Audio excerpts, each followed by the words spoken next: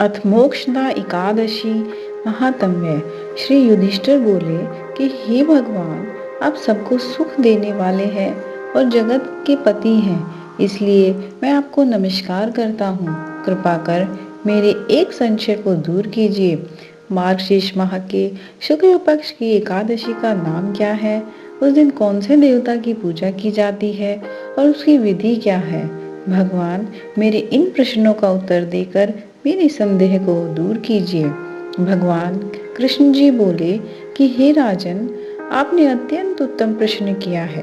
आप ध्यान पूर्वक सुनिए कि मार्गशीर्ष माह के शुक्ल पक्ष की एकादशी मोक्षदा के नाम से प्रसिद्ध है। इस दिन श्री दामोदर भगवान की पूजा धूप, दीप, नैवेद्य आदि से भक्ति पूर्वक करनी चाहिए। अब मैं एक पुराणों की कथा कहता हूँ। इस एकादशी के व्रत के प्रभाव से नरक में गए हुए माता पिता, पुत्र आदि को स्वर्ग की प्राप्ति होती है। आप ध्यान पूर्वक सुनिए।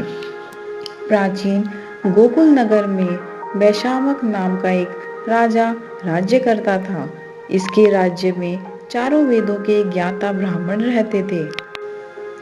रात्रि को एक दिन स्वप्न में राजा ने अपने पिता को नरक में पड़े देखा। उसको स्वप्न का बड़ा आश्चर्य हुआ।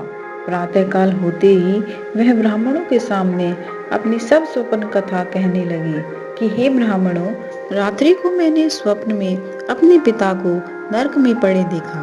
उन्होंने मुझसे कहा कि हे पुत्र, अब मैं नरक भोग रहा हूँ, मेरी यहाँ से मुक्ति करो। अब मैं क्या करूं? कहाँ जाऊं? उस दुख के कारण मेरा शरीर तप रहा है। आप लोग मुझे किसी प्रकार के तप, दान आदि को बताएं जिससे पिताजी को मुक्ति प्राप्त हो।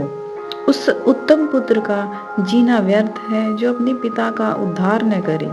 राजा के ऐसे वचनों को सुन ब्राह्मण बोले, हे राजन, यहाँ से करीब ही वर्तमान, भूत, भविष्य का ज्ञाता पर्वत नाम के एक ऋषि का आश्रम है।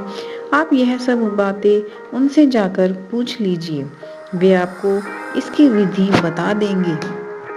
राजा ऐसा सुनकर मुनि के आश्रम पर गए। उस समय चारों वेदों के ज्ञाता पर्वत मुनि दूसरे ब्राह्मण के समान बैठे थे।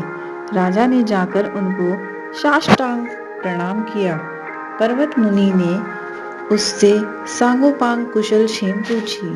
तब राजा बोले, हे देवर्षि, आपकी कृपा से मेरे राज्य में सब कुशल हैं, परंतु मेरे मन में अशांति रहती है, उसका कुछ उपाय कीजिए।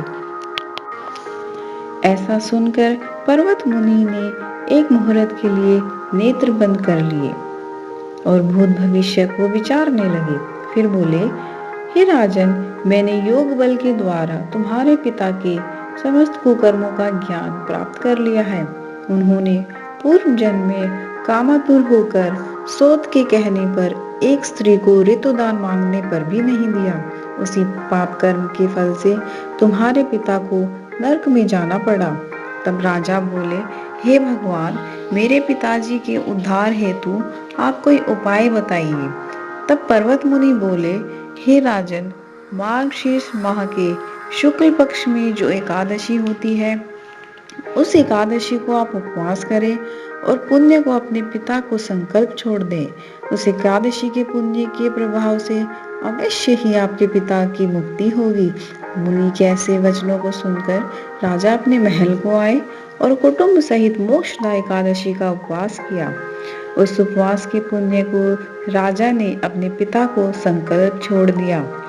उस पुण्य के प्रभाव से राजा के पिता को मुक्ति मिली और स्वर्ग में जाते हुए अपने पुत्र से बोले, हे पुत्र, तेरा कल्याण हो। यह कहकर स्वर्ग को चले गए।